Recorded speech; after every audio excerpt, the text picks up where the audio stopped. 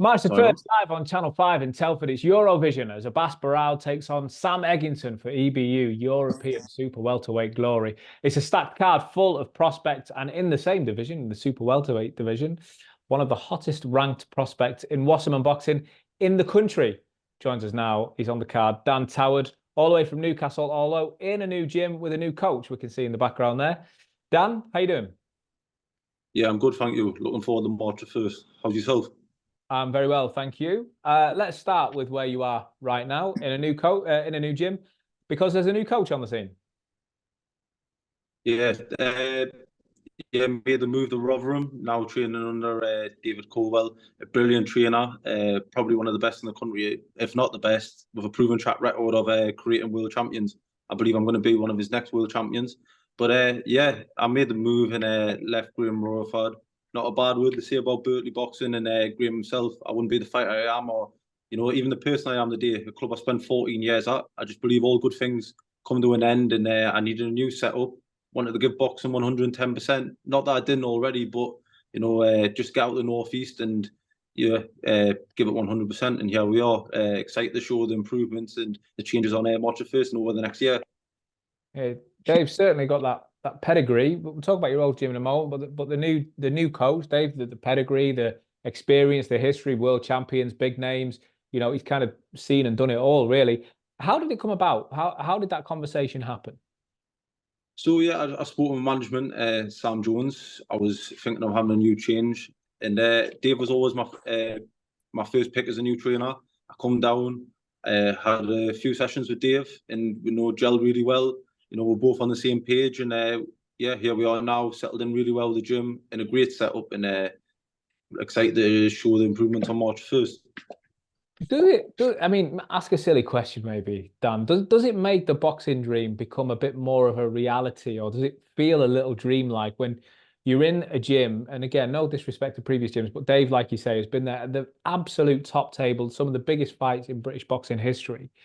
And he's your coach, and he's there putting you through your paces and holding the pads and everything else that comes with being a boxing coach. Does it alter reality a little bit? This is what you dreamed of, right? This is what you wanted to become. 100%, definitely. You need someone who's been there and done it. Dave's just as dedicated as I am, just as dedicated as his fighters. He gives 100%. But yeah, definitely. Him being a strong Man United fan and you being a strong Newcastle fan, does that ever kick off debate in the office?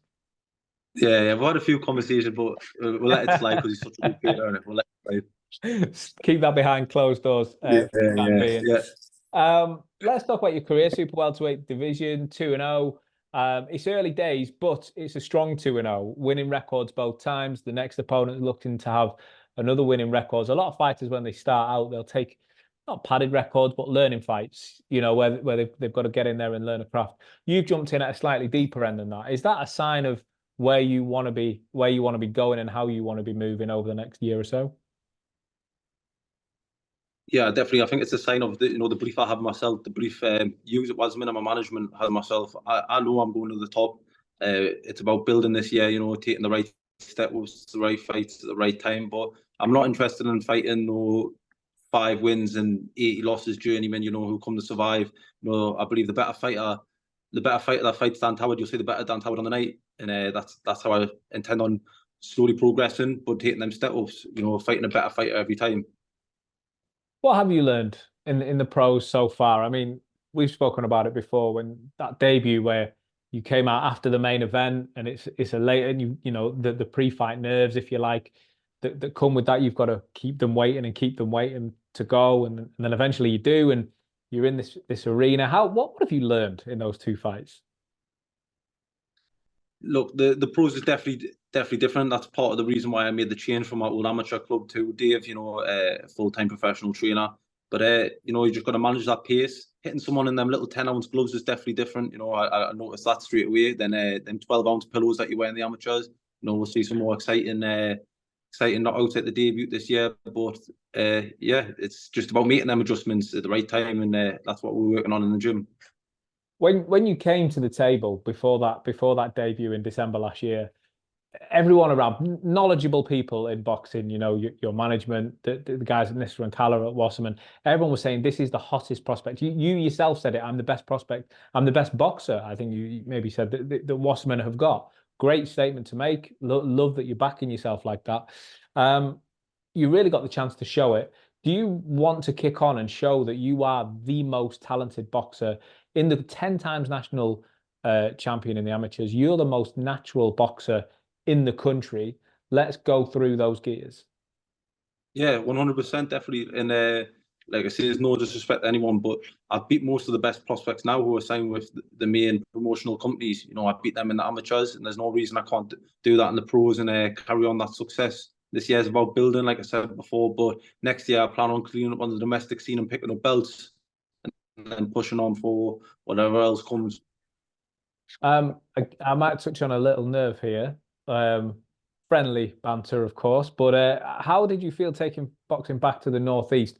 Okay, it's Sunderland, and you're a proud Geordie Newcastle man, but that area, that part of the world, you've still taken boxing back there as part of a huge show, given it was Josh Kelly going there. But you're potentially the face of Newcastle boxing, right? You're taking it back to the Northeast. How did that feel? 100% definitely. Look, I think it's great, whether it be Sunderland, Newcastle, or where else. I think it's brilliant that big fights and big nights coming back to the Northeast. You haven't seen that since Ritson, and I believe I'm going to be the one to take over from there. Bring titles and big fights to the stadium, and yeah. I feel like feel free to tell me if you disagree. I feel like there's a bit of a wave coming through from the Northeast now. You mentioned Lewis Ritson there, who has had a great career, but I don't want to write him off. At the same time, Josh Kelly, Northeast powerhouse. We've seen a little bit of a resurgence there. There've been more shows going back to Newcastle and the Northeast in recent months. Sort of tops, I guess you got to say, in recent times by Josh and Troy Williamson, another stable name on the scene. Do you feel like the northeast of England is maybe becoming coming through a bit of a resurgence in the sport? Definitely, yeah. I think it dropped off for a couple of years, but we've had some big nights back there. Like you said, the Kelly Williams fight was a huge night. And yeah, I think definitely over the next couple of years, there's a great crop of young fighters coming through, and we can see some big nights coming. Let's have a quick look down at the super welterweight division, your division, the one that you want to rack up the names through this. Do you have any names in particular that you want to go through? Are you at that stage yet? No, definitely. I've got a few names in mind. A couple who are around the similar age, older as well, but same weight, the super welter. But I'm sure a couple of fights down the line, I'll be calling out some people's names and they'll be calling out mine. We might see some domestic clashes at the back end of this year, maybe early next year. But that's what I plan on doing. Like I said, I want to clean up domestically and then push on for, world's Europeans. So we're not going to say any names now. We're not at that stage yet. But when you talk about domestic clashes and big exciting ones, I guess the idea of English titles, maybe even a British, how heavily are you leaning on other areas? It's not me that match makes at Wasserman, but how heavily are you and your team leaning on the likes of Wasserman or your own management, even your own coach, someone like Dave, who's highly experienced and influential, to say, look, get me in these fights. I'm ready now. It's up to them, Dave and Sam. But I know they've got full belief in me. They're the best at their game, and I believe I'll be one of the best in mine. And that's what you need, a strong team around you.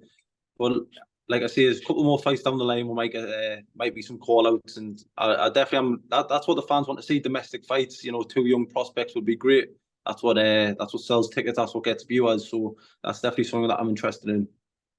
I guess we've got to start trying to work out who it could be towards the end of the year. What happens on March the 1st, Dan? What happens on March the 1st in Telford?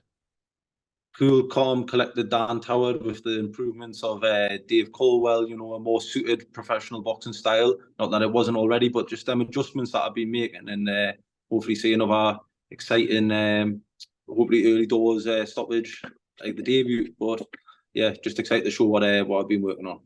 The top of the bill, Abbas Barrow, Sam Eggington, they just happen to be in your weight division, and they're going for a title that you just mentioned there, a European belt. Will you have an eye on this? I don't know if Sam and Abbas are on your radar as such at the moment, but it's that kind of fight that you're after, right? In the long run, the European title nights.